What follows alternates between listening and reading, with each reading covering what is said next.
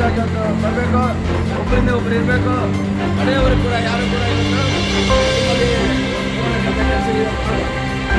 ಮೊದಲು ಮಹಿಳೆಯರು ಇರ್ತಾರೆ. ಮಹಿಳೆಯರು ಮೊದಲು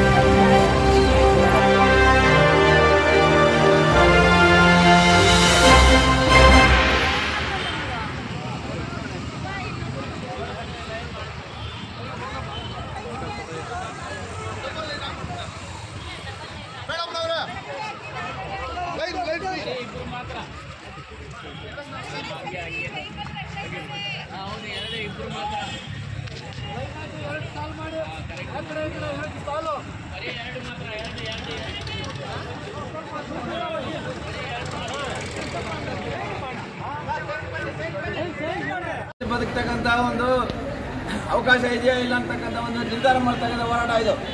ಯಾಕಂದರೆ ಇವತ್ತು ಲೇಬರ್ ಕೋಡ್ ತಂದಿರ್ತಕ್ಕಂಥದ್ದು ಇಡೀ ದೇಶದ ಕಾರ್ಮಿಕರಿಗೆ ಮಾತ್ರ ಅಲ್ಲ, ಇಡೀ ದೇಶದ ಎಲ್ಲ ಜನರ ಒಂದು ಬದುಕನ್ನು ನಿರ್ನಾಮ ಮಾಡ್ತಕ್ಕಂಥ ಲೇಬರ್ ಕೋಡ್ ಅದು. ಲೇಬರ್ ಕೋಡ್ ಅಂತ ಹೇಳಿದ್ರೆ ಹಿಂದೆ ಇದ್ದಂಥ 29 ಕಾರ್ಮಿಕ ಕಾನೂನುಗಳು, ಆ 29 ಕಾರ್ಮಿಕ ಕಾನೂನುಗಳು 100 ವರ್ಷಗಳ ಒಂದು ಹೋರಾಟದಿಂದ ಬಂದಿರತಕ್ಕಂಥದ್ದು. ಬ್ರಿಟಿಷ್ ಅವರು ಈ ದೇಶಕ್ಕೆ ಬರೋಕ್ಕಿಂತ ಮೊದಲೇ ಆ ಒಂದು 29 ಕಾನೂನು, ಇನ್ನು ಜೊತೆಗೆ ಇನ್ನೂ 20 ಕಾನೂನುಗಳು, ಸುಮಾರು 44 ಕಾನೂನುಗಳು ಜಾರಿಗೆ ಬಂದಿತ್ತು.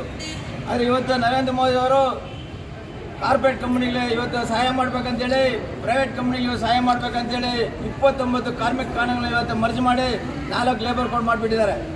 4 ಲೇಬರ್ ಕೋಡ್ ಬಂದರೆ ಇವತ್ತು ಕಾರ್ಮಿಕರಿಗೆ ಯಾವುದೇ ಮುಷ್ಕರ ಆಗ್ತಿರಲ್ಲ, ಸಂಘ ಆಗ್ತಿರಲ್ಲ.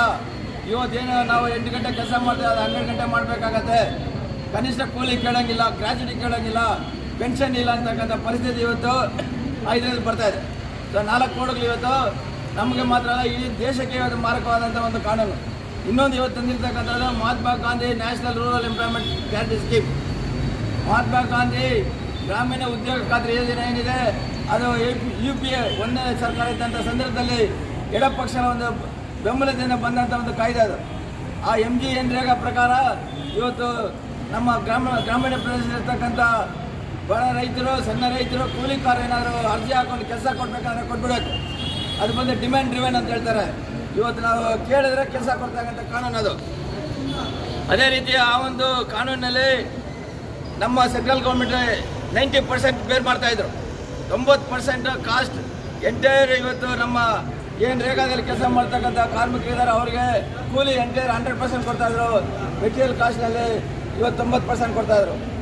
ನಮ್ಮ ರಾಜ್ಯ ಸರ್ಕಾರ ಮೆಟೀರಿಯಲ್ ಮಾತ್ರ ಇವತ್ತು 10% ಕೊಡ್ತಾಯಿದ್ರು.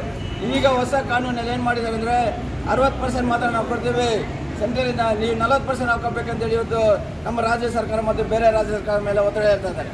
ಅಂದರೆ ಯಾವುದೇ ಜವಾಬ್ದಾರಿ ಇವತ್ತು ಸೆಂಟ್ರಲ್ ಗೌರ್ಮೆಂಟ್ ಇರೋಲ್ಲ. ಅದೇ ರೀತಿ ನಮ್ಮ ಗ್ರಾಮೀಣ ಪ್ರದೇಶ ಇರ್ತಕ್ಕಂಥ ಪಂಚಾಯತಿಯವರಿಗೆ ಇವತ್ತು ಕೆಲಸ ಇವತ್ತು ಆಯ್ಕೆ ಮಾಡ್ತಕ್ಕಂಥ ಹಕ್ಕಿ ಇರಲ್ಲ. MNREGA ಇರ್ತಕ್ಕಂಥ ಸಂದರ್ಭದಲ್ಲಿ ಆ ಸಂಬಂಧಪಟ್ಟ ಪಂಚಾಯತಿಗಳು ಎಲ್ಲಿ ಕಾಲುವೆ ಆಗಿರಬೇಕು, ಎಲ್ಲಿ ಇವು ಸಮುದಾಯ ಭವನ ಕಟ್ಟಬೇಕು, ಅಥವಾ ಬೇರೆ ಬೇರೆ ಅಭಿವೃದ್ಧಿ ಕೆಲಸ ಮಾಡಬೇಕನ್ನೋ ಅವ್ರು ತೀರ್ಮಾನ ಮಾಡ್ತಾಯಿದ್ರು. ಆದರೆ ಈಗ ಸೆಂಟ್ರಲ್ ಗೌರ್ಮೆಂಟ್ ಅವರು ಹೇಳ್ತಾರೆ ಯಾವ ಹಳ್ಳಿನಲ್ಲಿ ಏನು ಕೆಲಸ ಮಾಡಬೇಕಂತೇಳಿ. ಆ ಸ್ವತಂತ್ರ ಕೂಡ ಇವತ್ತು ಕಿತ್ಕೊಂಡು ಬಿಟ್ಟಿದ್ದಾರೆ. ಆದ್ದರಿಂದ ಇವತ್ತು ಈ ಒಂದು ಜಿ ರಾಮ್ಜಿ ಅಂತ ಹೇಳಿ ಇವತ್ತು ಹೆಸರು ಬದಲಾವಣೆ ಮಾಡಿಬಿಟ್ಟಿದ್ದಾರೆ. ನಮಗೇನೋ ಇವತ್ತು ಅದರಲ್ಲಿ ತಕರಾರೇನಿಲ್ಲ. ಮೊದಲಿಂದ ಕೂಡ BJP ಅವರಿಗೆ ಮತ್ತು ಇವತ್ತು ಇರ್ತಕ್ಕಂಥ ಸರ್ಕಾರಗಳಿಗೆ ಕೇಂದ್ರದಲ್ಲಿ ಅವರಿಗೆ ಮಹಾತ್ಮ ಗಾಂಧಿ ಅಂದ್ರೆ ಇಷ್ಟಲ್ಲ. ಅವರಿಗೆ ಮಹಾತ್ಮ ಗಾಂಧಿನ ಅವರು ಎಲ್ಲ ರೀತಿಯಲ್ಲಿ ಕೂಡ ಅವರು ಕಂಡಮ್ ಮಾಡ್ತಾ ಇರ್ತಾರೆ. ಇವಾಗ MGNREGA ಇರ್ತಕ್ಕಂಥ ಹೆಸರು ಕೂಡ ಬದಲಾವಣೆ ಮಾಡಿ ಜಿ ರಾಮ್ಜಿ ಅಂತ ಹೇಳ್ಬಿಟ್ಟಿದ್ದಾರೆ. ಹೆಸರು ಬದಲಾವಣೆ ಮಾಡ್ಕೊಳ್ಳಿ. ಆದರೆ ಆ ಒಂದು ಆ್ಯಕ್ಟ್ನಲ್ಲಿ ಇರ್ತಕ್ಕಂಥ ಕಂಟೆಂಟ್ಸ್ ಏನಿದೆ, ಹಲವಾರು ಅಂಶಗಳೇನಿದೆ, ಬಡವರ ಪರವಾಗಿರ್ತಕ್ಕಂಥ ಅಂಶಗಳೇನಿದೆ, ಅದನ್ನು ಇವತ್ತು ತೆಗೆದುಹಾಕ್ಬಿಟ್ಟು ಇವತ್ತು ಯಾವುದೇ ಇವತ್ತು ಸವಲತ್ತು ಇಲ್ಲದೆ ಅಂತಕ್ಕಂಥ ಪರಿಸ್ಥಿತಿ ಇವತ್ತು ಬಡ ರೈತರಿಗೆ, ಸಣ್ಣ ರೈತರಿಗೆ ಮಾಡಿರ್ತಕ್ಕಂಥದ್ದು ನಾವಿಲ್ಲಿ ಪ್ರತಿಭಟನೆ ಮಾಡಿ ಇವತ್ತು ಅದನ್ನು ವಾಪಸ್ ತಗೋಬೇಕಂತೇಳಿ ನಾವು ಕೇಳ್ತಾ ಇದ್ದೀವಿ. ಆದರೆ ಇದ್ರ ಜೊತೆಗೆ ಇವತ್ತು 4 ಲೇಬರ್ ಕೋಡ್ ವಾಪಸ್ ಆಗಬೇಕು, ಶ್ರೀರಾಮ್ಜಿ ವಾಪಸ್ ಆಗಬೇಕು. ಜೊತೆಗೆ ಇವತ್ತು ಗ್ರಾಮ ಪಂಚಾಯತ್ ನೌಕರರು, ಕಟ್ಟಡ ಕಾರ್ಮಿಕರು, ಅಂಗನವಾಡಿ ಅವರು, ಬಿಸಿ ಊಟದವರು, ಆಶಾ ಇವರೆಲ್ಲ ಕೂಡ ಕನಿಷ್ಠ ಕೂಲಿ ಇವತ್ತು ಸುಪ್ರೀಂ ಕೋರ್ಟ್ ಅವರು ಹೇಳಿದ್ದಾರೆ 36,000 ರೂಪಾಯಿ ಇವತ್ತಿನ ಬೆಲೆ ಏರಿಕೆ ಒಂದು ಪರಿಗಣಿಸಿ 36,000 ರೂಪಾಯಿ ಇವತ್ತು ಕೊಡ್ಬೇಕಂತ ಹೇಳಿದರೆ ಇವತ್ತು ಬಿಸಿ ಊಟದವರಿಗೆ ಕೇವಲ 4,700 4,600 ಕೊಡ್ತಾ ಇದ್ದಾರೆ. ಇವತ್ತು ಸೆಂಟ್ರಲ್ ಗೌರ್ಮೆಂಟ್ ಶೇರೇ ಇಲ್ಲ. ಇವತ್ತು 20 ವರ್ಷಗಳಿಂದ ಅವರು 1 ರೂಪಾಯಿ ಕೂಡ ಹೆಚ್ಚು ಮಾಡಲಿಲ್ಲ. ಬರೀ ರಾಜ್ಯ ಸರ್ಕಾರ ಇವತ್ತು ಬಿಸಿ ಊಟದವರಿಗೆ ಜಾಸ್ತಿ ಮಾಡಿರ್ತಕ್ಕಂಥದ್ದು. ಅದೇ ರೀತಿ ಅಂಗನವಾಡಿಯವರು ಕೂಡ ಇವತ್ತು ಕನಿಷ್ಠ ಕೂಲಿ ಕೊಡಬೇಕಂತ ಕೇಳಿದ್ರೆ ಇವತ್ತು ಅವರು ಕೂಡ ಸೆಂಟ್ರಲ್ ಗೌರ್ಮೆಂಟ್ ಅವರು 18ರಿಂದ ಕಳೆದ 8 ವರ್ಷಗಳಿಂದ ಅವರು ಈ ಒಂದು ಏನು ಈ ಕಾನೂನಲ್ಲಿ ಬರ್ತಕ್ಕಂಥ ಅಂಗನವಾಡಿಯವರಿಗೆ ಸಂಬಳ ಹೆಚ್ಚು ಮಾಡಿಲ್ಲ. ಆದ್ದರಿಂದ ಬಂಧುಗಳು ಇವತ್ತು ಎಲ್ಲ ವರ್ಗದ ಜನರಿಗೆ ಇವತ್ತು ತೊಂದರೆ ಆಗ್ತಾ ಇದೆ. ಕಟ್ಟಡ ಕಾರ್ಮಿಕರ ಸವಲತ್ತುಗಳನ್ನು ಒಂದೊಂದಾಗಿ ಇವತ್ತು ತೆಗೆದಾಗ್ತಾ ಇದ್ದಾರೆ. ಇವತ್ತೆಲ್ಲ ಮಾತಾಡ್ತಾರೆ ಸಂತೋಷ್ ಲಾಡ್ ಬಗ್ಗೆ. ಅದು ಸಂತೋಷ್ ಲಾಡ್ ಏನು ಮಾಡ್ತಾ ಇದ್ದಾರೆ, 19 ಸೌಲಭ್ಯಗಳನ್ನು ಇವತ್ತು ಜಾರಿ ಮಾಡೋದು ಬಿಟ್ಟು ಇವತ್ತು ಸಂಚಾರಿ ಆರೋಗ್ಯ ಕ್ಲಿನಿಕ್ಕು, ಕಿಟ್ಗಳು ಬೇರೆ ಬೇರೆ ರೀತಿಯಲ್ಲಿ ದುಂದುವೆಚ್ಚ ಮಾಡ್ತಾ ಇದ್ದಾರೆ. ಅದನ್ನು ಇವತ್ತು ಕೇಳಬೇಕಾಗಿದೆ ನಮ್ಮ MLA ಅವರು. ಇವತ್ತು 19 ಸೌಲಭ್ಯಗಳು ಇವತ್ತು ಕಟ್ಟಡ ಕಾರ್ಮಿಕರಿಗೆ ಬರ್ತಾ ಇದೆಯಾ? ಸಂತೋಷ್ ಲಾಡ್ನ ನಾವು ಕೂಡ ಒಪ್ಕೊಂತೀವಿ. ಅವರು BJP ಅವ್ರನ್ನ ಇವತ್ತು ಏನಾದರೂ ಟೀಕೆ ಮಾಡಬೇಕಂದ್ರೆ ಚೆನ್ನಾಗಿ ಮಾಡ್ತಾರೆ. ಆದರೆ ಲೇಬರ್ ಕೋಡ್ಸ್ ಅಂತ ಹೇಳಿ ಬಂದಾಗ ಅಲ್ಲಿ ಮೋದಿಯವರು ಏನು ಲೇಬರ್ ಕೋಡ್ಸ್ ಇವತ್ತು ಜಾರಿ ಮಾಡಿದ್ದಾರೆ ಅದನ್ನು ನಾನು ಇಲ್ಲಿ ಮಾಡ್ತೀನಿ ಅಂತ ಹೇಳ್ತಾ ಇದ್ದಾರೆ ಸಂತೋಷ್ ಲಾಡ್ ಅವರು. ಇಲ್ಲಿ ಸಿದ್ದರಾಮಯ್ಯ ಸರ್ಕಾರದ ಒಂದು ದ್ವಂದ್ವ ನೀತಿಯನ್ನು ನಾವು ಇಲ್ಲಿ ಖಂಡನೆ ಮಾಡಬೇಕಾಗಿದೆ. ಒಂದು ಕಡೆ ನೀವು ಅಸೆಂಬ್ಲಿಯಲ್ಲಿ ಶ್ರೀರಾಮ್ಜಿ ಬೇಡ ಅಂತೇಳಿ ನೀವು ರೆಸಲ್ಯೂಷನ್ ಪಾಸ್ ಮಾಡಿ ತೀರ್ಮಾನ ಮಾಡ್ತೀರಾ. ಅದೇ ಸಂದರ್ಭದಲ್ಲಿ ಮೋದಿಯವರು ಇವತ್ತು ಜಾರಿಗೆ ತಂದಿರ್ತಕ್ಕಂಥ 4 ಲೇಬರ್ ಕೋಡ್ಗಳನ್ನ ನಾವು ಇಲ್ಲಿ ಜಾರಿ ಮಾಡ್ತೀವಿ ಅಂತೇಳಿ ನಿಮ್ಮ ಮಿನಿಸ್ಟರ್ ಅಲ್ಲ ಸಂತೋಷ್ ಲಾಡ್ ಹೇಳ್ತಾ ಇದ್ದಾರೆ. ಯಾಕೆ ಇದ್ರ ಬಗ್ಗೆ ಮಾತಾಡಲ್ಲ? ಯಾಕೆ ನೀವು BJP ಅವರ ತಂದಿರ್ತಕ್ಕಂಥ ಕಾನೂನು ಒಂದು ಒಪ್ಕೊಂಡ್ರೆ ಒಂದು ಯಾಕೆ ನೀವು ಒಪ್ಕೊಳ್ಳಲ್ಲ?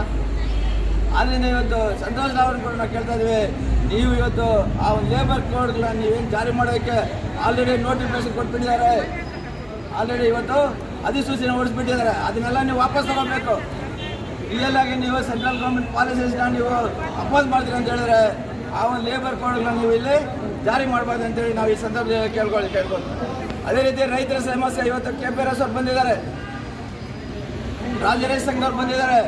ಇವತ್ತು ಬಲವಂತದ ಭೂ ಸ್ವಾಧೀನ ಮಾಡಿಕೊಂಡು ಲಕ್ಷಾಂತರ ರೈತರು ಇವತ್ತು ಸೂಸೈಡ್ ಮಾಡ್ಕೊತಾ ಇದ್ದಾರೆ, ಆತ್ಮಹತ್ಯೆ ಮಾಡ್ಕೊತಾ ಇದ್ದಾರೆ. ಅವರಿಗೆ ಕನಿಷ್ಠ ಬೆಂಬಲ ಬೆಲೆ ಇಲ್ಲ. ಅವ್ರು ಬೆಳೆದಂಥ ಬೆಳೆಗೆ ಇವತ್ತು ಮಾರ್ಕೆಟ್ಗೆ ಹೋದರೆ ಟೊಮೆಟೊ ಅಂದರೆ ಎಲ್ಲ ತರಕಾರಿಗಳು ನೆಲ ಕಚ್ಚಿದೆ ಬೆಲೆಗಳು. ಯಾವ ರೀತಿ ಬದುಕಬೇಕು?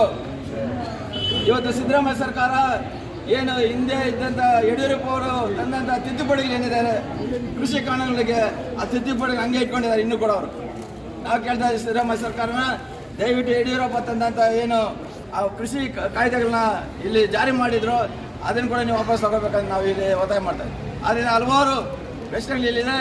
ನಾವು ಇಲ್ಲಿಂದ ಪ್ರೊಸೆಷನ್ ಸ್ಟಾರ್ಟ್ ಮಾಡ್ತೀವಿ. ಈಗ ಮೆರವಣಿಗೆ ಸ್ಟಾರ್ಟ್ ಮಾಡಿ ಬೂದೀಶ್ವರ ಕೋಟೆ ಸರ್ಕಲ್ಲು, ಬಸ್ ಸ್ಟ್ಯಾಂಡು, ಕಾರ್ನೇಶ್ವರ ರೋಡ್ ಮತ್ತು ಅಯ್ಯಪ್ಪ ಸರ್ಕಲ್, ಕಾರಳ್ಳಿ ಸರ್ಕಲ್ನೆಲ್ಲ ಮುಗಿಸ್ತೀವಿ.